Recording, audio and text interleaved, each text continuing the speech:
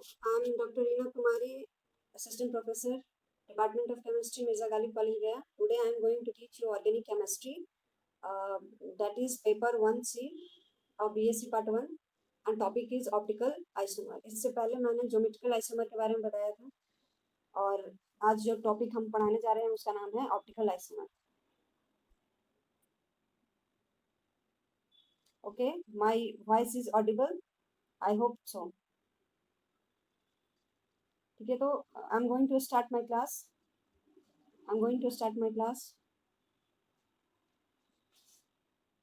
So I'm going to start for the today's class, that is topic is optical isomer.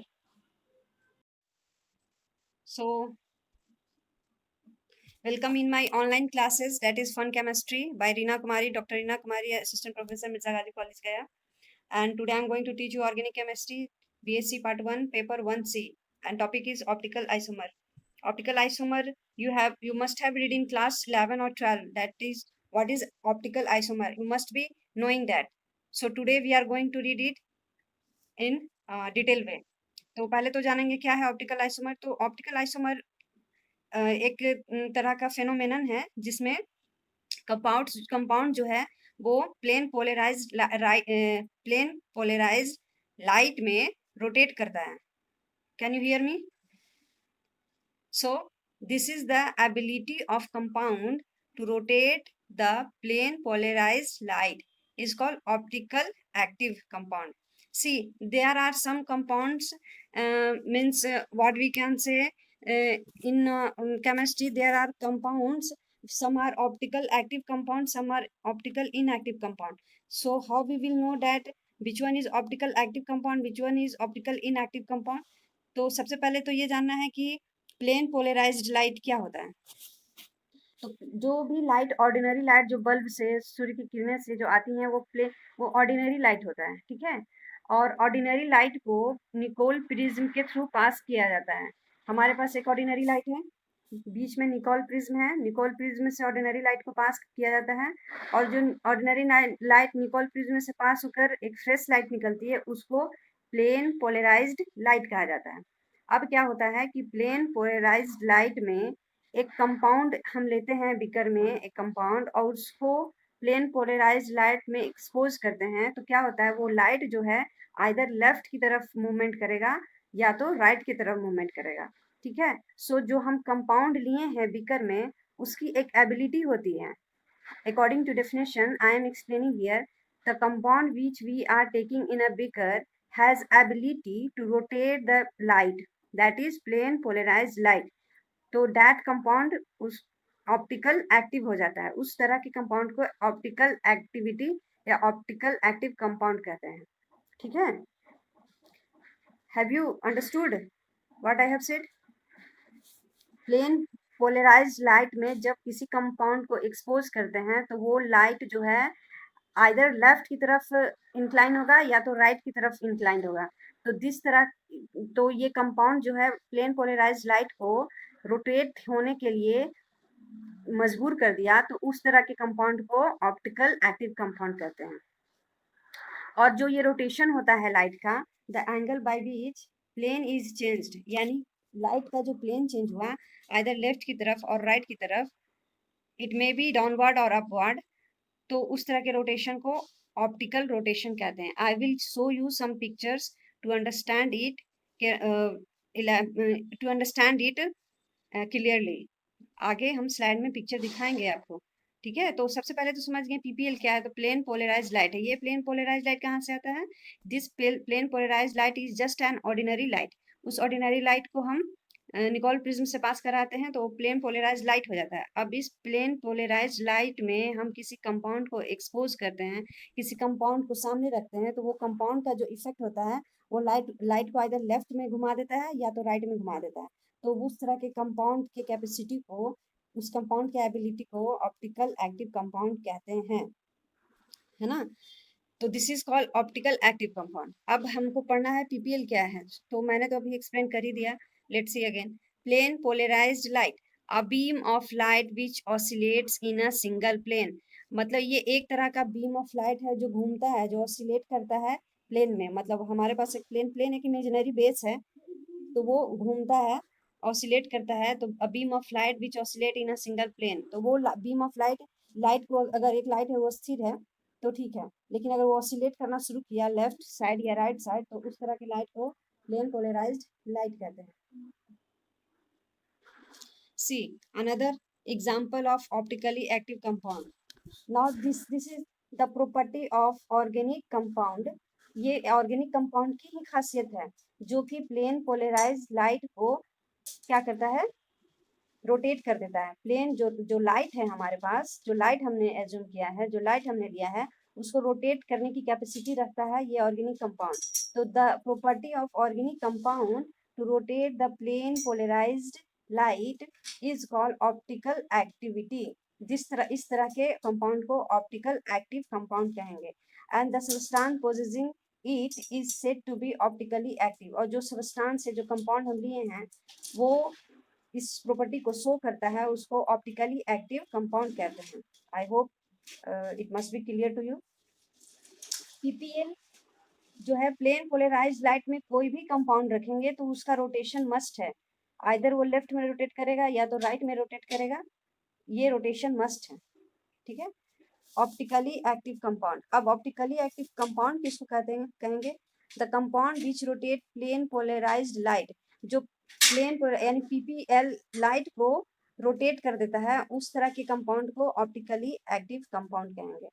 Optically inactive compound किसको कहेंगे, मैंने यहाँ पे कहा कि पीपीएल में कोई भी कंपाउंड रखेंगे तो उसका पीपीएल यानी उस लाइट का रोटेशन होगा, लेकिन मैं यहाँ कह रही हूँ ऑप्टिकली इनएक्टिव कंपाउंड भी होते हैं, यानी कुछ कंपाउंड ऐसे भी होते हैं जो पोलराइज लाइट को रोटेट नहीं कर पाते हैं, उसको एक्सपोज करते हैं। अगर बीकर में एक कंपाउंड को हम लेते हैं और उसको प्लेन पोलराइज लाइट में रख देते हैं तो वो पीपीएल यानी प्लेन पोलराइज लाइट को रोटेट नहीं कर पाता है, तो उस तरह के कंपाउंड को ऑप्टिकली इनएक्टिव कंपाउंड कहते हैं।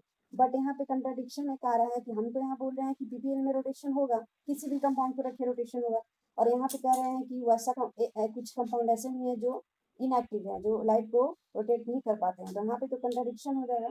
नाउ ऑप्टिकली इनएक्टिव कंपाउंड किसको कहते हैं, कौन सा है जो इनएक्टिव हो जाता है। एक्चुअली होता क्या है, कुछ कंपाउंड्स ऐसे हैं जिसको प्लेन पोलराइज लाइट में अगर एक्सपोज करते हैं तो उसका रोटेशन लेफ्ट रोटेशन हो जाएगा, फिर राइट रोटेशन हो जाएगा, यानी थोड़ा सा वो राइट में जाएगा और फिर उस पोजीशन से हट करके फिर लेफ्ट में आ जाएगा, यानी कहीं या तो राइट में होकर के लेफ्ट आ जाएगा या लेफ्ट में होकर के राइट में आ जाएगा, तो ये न्यूट्रलाइज हो जाएगा।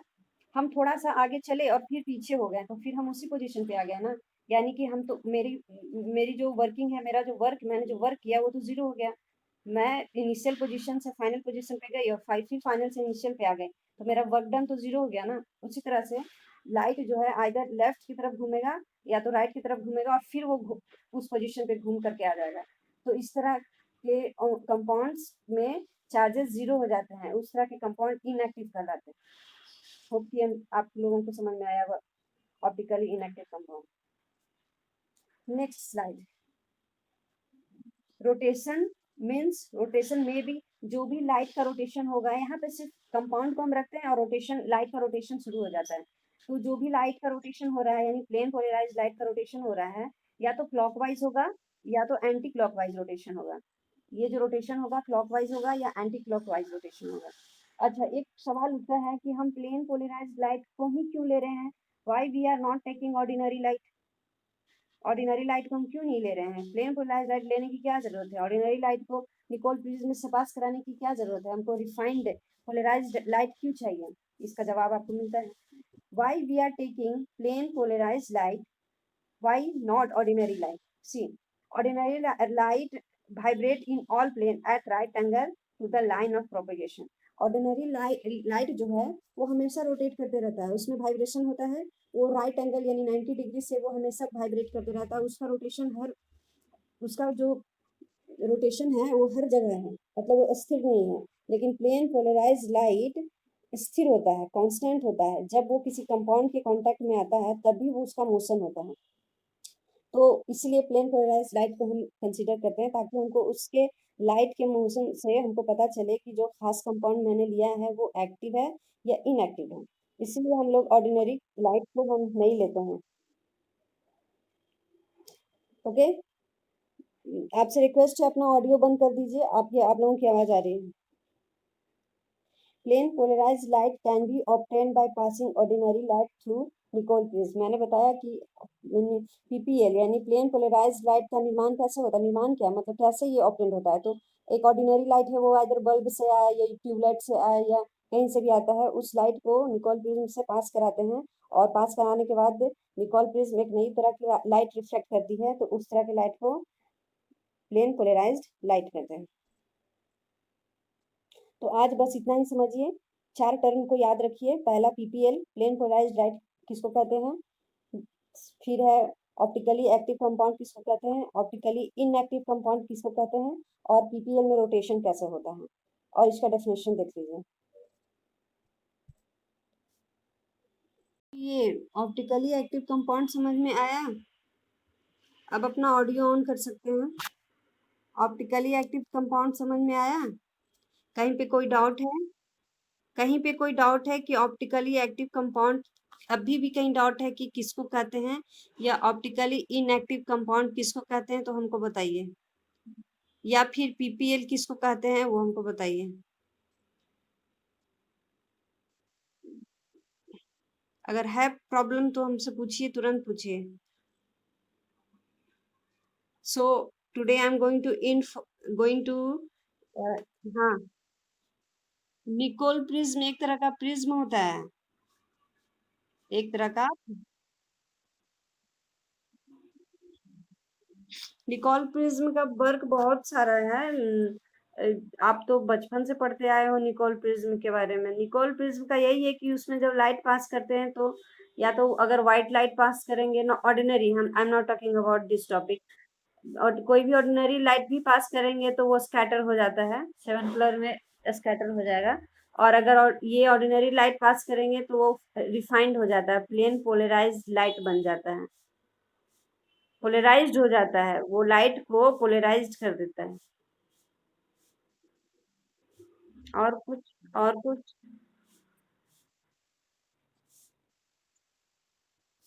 चलो, so I am going to end the class for the today. If you have any problem you can ask in a WhatsApp group. Okay, thank you.